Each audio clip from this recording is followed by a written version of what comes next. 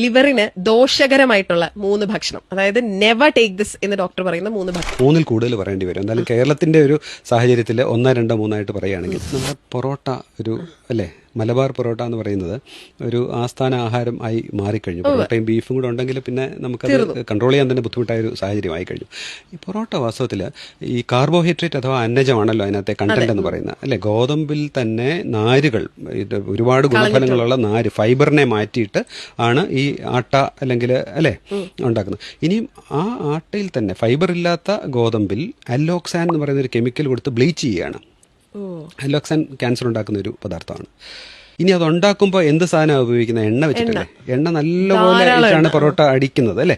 അപ്പോൾ ഈ ധാരാളം എണ്ണയും ഈ ഗുണങ്ങളില്ലാത്ത ഫൈബർ ഇല്ലാത്ത കാർബോഹൈഡ്രേറ്റും അതോടൊപ്പം അല്ലോക്സാൻ എന്ന് പറയുന്ന ഒരു കെമിക്കലൂടെ ചേരുമ്പോൾ വാസ്തവത്തിലൊരു ഏറ്റവും ദോഷകരമായ ഒരു ആഹാര സാധനം ഇന്ന് കേരളത്തിൻ്റെ സാഹചര്യത്തിൽ ഏതാണെന്ന് വെച്ചാൽ പൊറോട്ട എന്ന് പറയാൻ പറ്റും.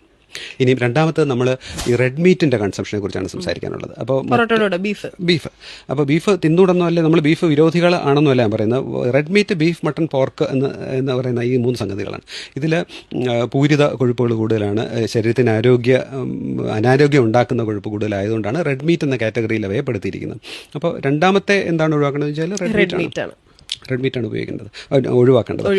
മൂന്നാമത്തത് നമ്മുടെ നാട്ടിലെ ബേക്കറി ഡെൻസിറ്റി, മധുര പലഹാരങ്ങൾ മറ്റേത് സംസ്ഥാനത്തെക്കാളും കേരളത്തിലാണ് ഏറ്റവും അധികം കൂടുതലുള്ളത്. അതെനിക്ക് തോന്നുന്നു ഇപ്പോൾ ഒരു ചരിത്രപരമായിട്ട് നോക്കുകയാണെങ്കിൽ യൂറോപ്യൻ അധിനിവേശം അല്ലെങ്കിൽ കോണ്ടാക്ട് ഏറ്റവും വന്നിരിക്കുന്ന കേരളത്തിലാണ് അല്ലേ. വെസ്റ്റേൺ കോസ്റ്റിലല്ലേ നമ്മൾ കിടക്കുന്നത്.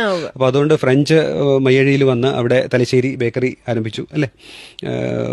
ജർമ്മൻ മിഷണറീസ് വന്നിട്ടുണ്ട്, ഇറ്റാലിയൻ മിഷണറീസ് വന്നിട്ടുണ്ട്. അപ്പോൾ നമുക്ക് യൂറോപ്പുമായിട്ടുള്ള ഒരു സമ്പർക്കം കൂടുതലായതുകൊണ്ടായിരിക്കും ബേക്കറി ഡെൻസിറ്റി ഏറ്റവും അധികം കൂടുതൽ. അപ്പോൾ മധുര പലഹാരങ്ങൾ കരളാരോഗ്യത്തിന് നല്ലതല്ല, ഒരു പരിധി വിട്ടുള്ള ഉപയോഗം നല്ലതല്ല. ബിക്കോസ് ഷുഗർ ആണ് ഉള്ളിലേക്ക് ചെല്ലുന്നതെങ്കിലും ശരീരത്തിൻ്റെ മെഷീനറി അതിനെ കൊഴുപ്പായിട്ട് മാറ്റും.